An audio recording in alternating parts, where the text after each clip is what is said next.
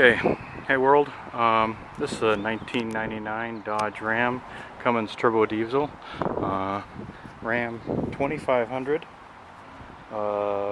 Cummins 24 valve turbo diesel, 2 batteries.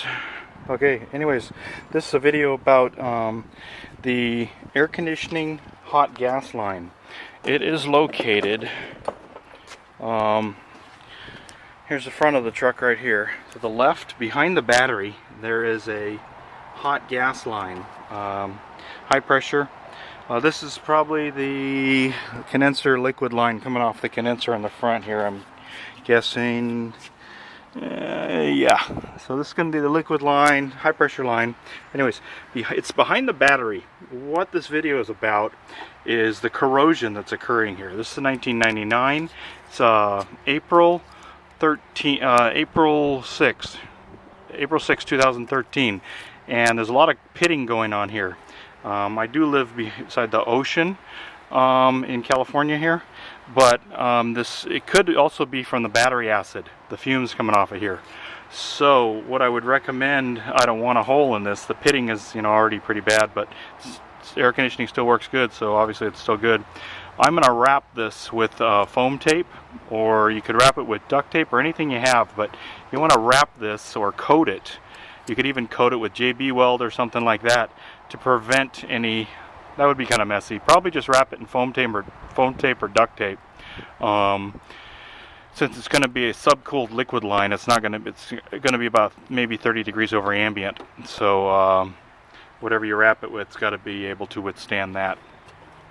So if you live in Palm Springs or Arizona or something like that, you have to take that into consideration. So the ambient's 100 degrees, it's going to run 130, 140. So anyways, I'm going to wrap it in foam tape, and I'll do a continuing video on this, but I just would like to try to stop the corrosion, put the brakes on that for a bit, because I don't want all the refrigerant get a pinhole and lose a bunch of oil and refrigerant and have that mess, do that repair right now. So anyways, right now I'm just doing the charge up the batteries, because I'm doing the electric fuel pump, which is down here. You have the fuel filter right here, and the fuel pump is just behind it towards the firewall down there. You can see a red wire. Let me see if I can zoom a little bit in there. Maybe not. Maybe not. Anyways, fuel pump is the one with there's a black hose with a blue thing on it. You can probably see it on the video when you put it up on the big screen. There we go. That's a little better. The pump is right there. 3 bolts, 1, 2, and 3 over there. Outlet is up that way. This is the suction from right here. That's the suction line coming from the gas tank. So that's the gas in, and this is the electric wire going down to the bottom of the pump, where I can't even see with the video anyways right now. Anyways, you get it. That's the fuel pump back there.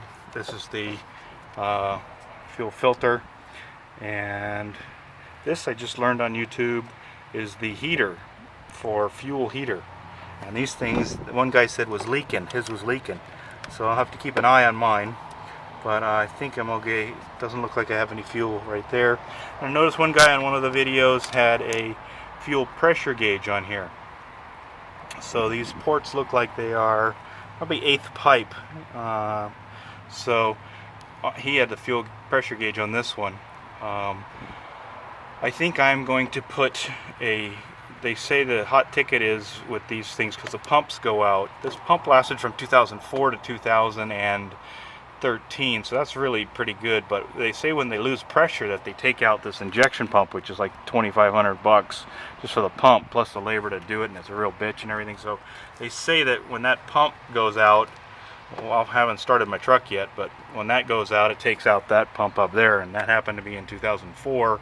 The dealership said that, so that was an expensive bill. So I'd like to not do that again. So what they're saying is, what you do is you put a light or a pressure gauge. Probably a light would be smarter. Put a sensor here that when the fuel pressure drops to 0 or 5 or something, probably if it drops to 0 or something, if you can get some set of contacts, just put a light on the inside of your truck somewhere, LED, and have a little pressure sensor here that his gauge was reading between like 10 and 11 pounds. I don't know what the correct pressure is. I don't have a manual on this truck yet, so I'm gonna have to get a manual, and because I'm starting to do a few things in this truck myself. But if you could get it where when the pressure drops, you know, to 5 or something, 4 or 5 or something, would be nice to alert you, and that would, then it wouldn't be like you know you're still running, but you could just, you know, get it done. But when these things run out of gas, I guess they're saying, like mine did when I started it up Monday morning, I started it up and it just ran out of gas in the driveway. After a couple of minutes, that it takes out that injection pump, so I don't want to do that. So if you shut the truck down right away when you lose fuel pressure, you still won't lose all the fuel, because the truck will still be running. It'll have fuel in the filter and in here, so you won't take out a $3,500 job, you know, when you can just put on a $160 pump, you know, yourself. So that will maybe save you, that would definitely save you an injection pump. So I'm going to do that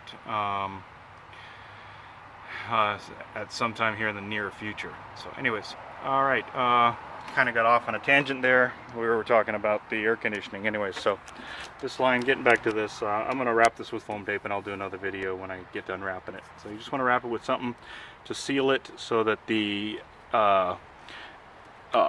fumes from the battery don't, the acid doesn't corrode the line. Okay, so thanks for watching.